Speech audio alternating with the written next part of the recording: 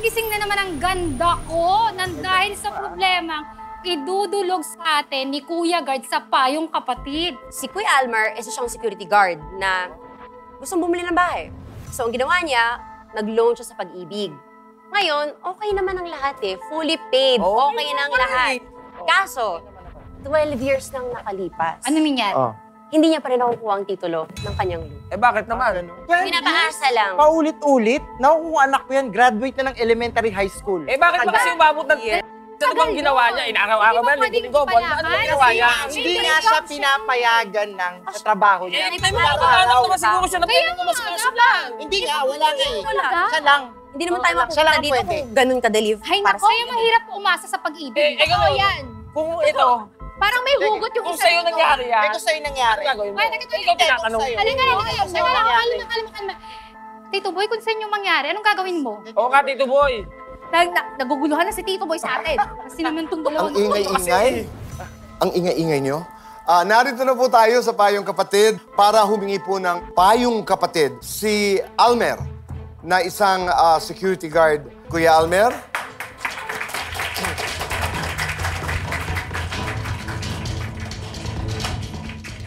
Ate Pia, Kuya Alan. Magandang hapon po, Kuya Alan, Hapon. Ate Pia, Tito Boy. Welcome. So simulan na natin kay Almer, pero very unique tong kay Almer ha. Kasi marami nang pumunta dito tungkol sa problema sa pag-ibig. Pero gusto nila tumagal yung pag-ibig. Kasi pag-ibig na pagmamahal yun. Yung mga naghihiwalayan, yan. Dumudulog. Etong kay Elmer, hindi pag-ibig o hindi pag-ibig fund. Nabaliktad ang problema na sana sandali lang kasi nga, pag hawak mo titulo, not only is it the security, but there's so much you can do, di ba? No? So pakinggan natin si Almer kung ano naging problema. Opo. Kuya Alan, 2009 po kasi, pumunta ako sa Pag-ibig. Bumili ako ng bahay sa kanila, yung foreclose. Ngayon, 2009 hanggang 2011, inaanohan ko siya, binabayaran ko siya ng monthly amortization. Pagdating ng 2011, na ano ako sa pabrika, nabayaran ako. Ngayon, yung ibinayad Na-retrench ka? Na-retrench po. Okay. Yung ibinayad po sa akin, ibinayad ko po kay Pag-ibig para nang sa ganon, mapasa akin na yung bahay. In case na ano man ang mangyari, bahay ka na. may ano na yung mga anak ko, hindi sila magkakalat. Yun po ang inisip ko noon. Kaso po, hanggang ngayon, hindi pa po nakapangalan sa akin yung ano. So after 2011, nung bayad ka na, Apo. anong naging proseso nung pag-follow up mo sa titulo? 2011, nagbayad ako ng cash. Ngayon, bumaba ako dun sa, kung hindi ako nagkakamali, first floor. Sabi ko, sir, pinapunta po ako rito kasi binayaran ko ng cash. Ang sabi sa akin ng babae, may babayaran ka pa. Sabi ko, ma'am, sabi sa akin dun, okay na raw. Kasi, siyempre, kinas ko na nga eh. Hindi, meron ka pang yung conversion cost. Sabi ko, ma'am, ang alam ko po yung conversion cost, nakapasok po sa monthly amortization yun. Kasi 1 year at 1 taon at kalahati po yun eh. Kulang-kulang 12,000 pa yung babayaran ko. Yun nga, sabi ko, kasama po sa, ma'am, kasama po sa monthly amortization yan. Ang sabi niya, magpakita ka sa akin ng pinagbayaran mo na proof na talagang nababayaran mo ang conversion cost. Ngayon, umuwi po kami kasi wala naman po kami dala ng resibo po na pinagbayaran namin. Bumalik uli ako. Sabi ko, ma'am, ito po yung ako po yung galing dito ng mga nakakaraan, ito po yung resibo ko na pinagbayaran ng bahay. Ang sagot naman sa akin ng babae, hindi ko alam yan kasi hindi ka naman sa akin Mali yun. nagbayad. Kaya May ganun ba? May ganun Opo. sa'yo? Kaya ang sabi ko, ma'am,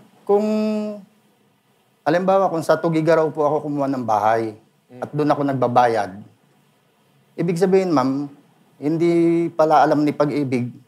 Dapat centralized yun, sir, di ba ba? Yeah, tama. Doon na pumasok yung problema na pinakita ko sa acquired asset. Opo. Na doon daw, pumunta raw ako ron, doon ako magtanong. Yun, ang sabi sa akin, kung hindi mo na mababayaran yan, pwede naman ikaw mag-asikaso. Di ako naman, sabi ko, sige, ako na. Yung pala, ako magbabayad lahat ng sa munisipyo. Bayad ako ng amilyar. Sa pool nang itinayo yung subdivision na yon, Ako na nagbayad ng amilyar daw. Ako magbabayad lahat. Pumunta pa ako ng Kapitolyo, ng Rizal. Tapos BIR po. At any point in time, binigyan ka ba ng checklist? Wala po eh.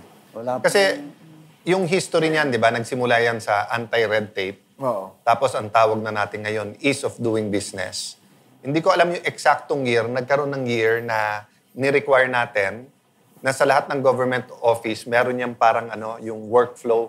Di ba? Kung saan yung iikutin mo. Para nga yung pupunta doon, hindi pa ikutin ng mga kawani ng gobyerno, ng mga ahensya.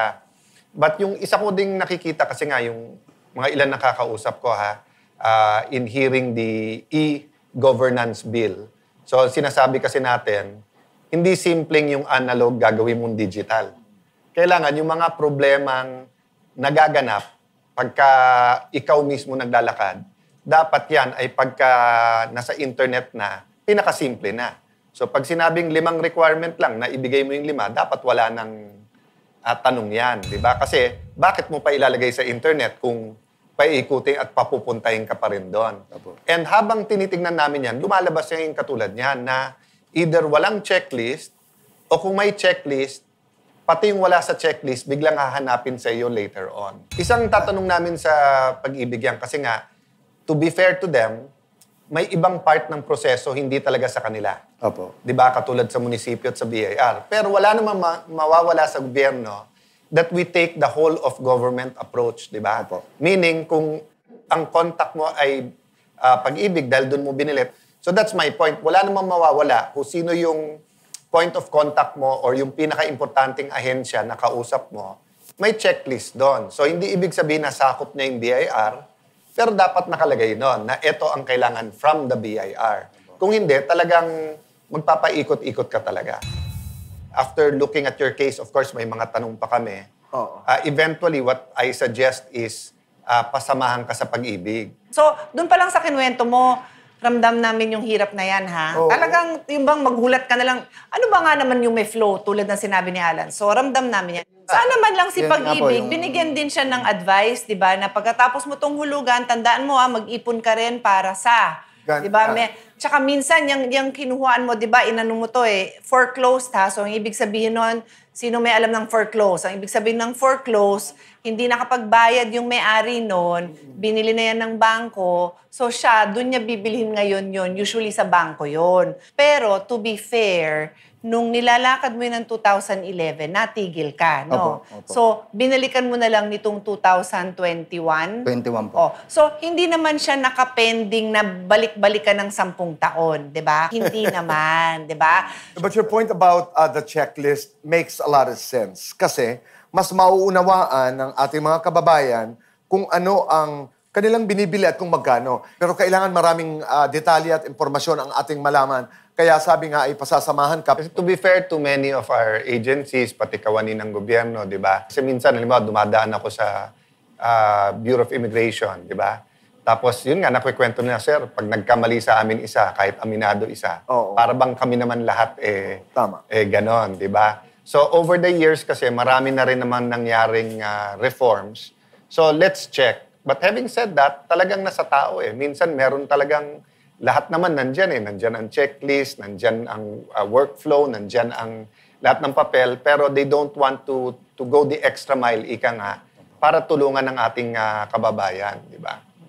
And ang ending ko na lang siguro dito is between 2011 and ngayong 2023 na, siguro naman, sana naman na online na lang marami nito. May FAQ para kaya mo ring intindihin na, ano pa bang kailangan kong pagdaanan? Ano ba yung normal na tinatanong dito? Pag ako ba ay nagbayad ng buo dun sa binibili ko, yun na yun, wala nang iba pa. Hindi po. Meron pang mga dagdag yan. Eto, ano yung mga dagdag? Posible pong hindi nabayaran ang dating tax ng real estate property tax, etc., etc. FAQ naman ang tawag doon. Pero salamat na nagtiwala ka sa amin kasi itong pagbigay mo sa amin ng kwento mo, I hope, Kuya Boy, marami tayong natutulungan kasi Almar, basta marami yan, tayong matututunan. SSS, at tayo rin. Pag-ibig, GSIS, mga MANA, POA, OWA, maraming tanong dyan. So nagpapasalamat kami kasi nga, tingin ko marami din na katulad mo either nagbabayad pa o nagbayad. Marami talaga Almer, maraming salamat. Maraming salamat din po, Tito Boy. Kuya Alan, Ate Pia, maraming salamat po. Dumalaw ng Cebu si Ate Pia para magpasalamat po sa isang kaibigan na mas sigit pa ang kanyang pagiging Pilipino kesa sa marami sa atin. Ano ang kwentong ito? Malalaman ho natin. Salamat sa pagbabalik po ng...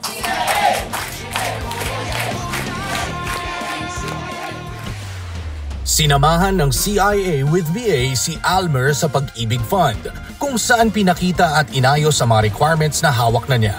Matapos ang consultation sa representative ng Pag-ibig, narito na ang step-by-step process at documents na meron na si Almer at ang mga kailangan pa niyang lakarin.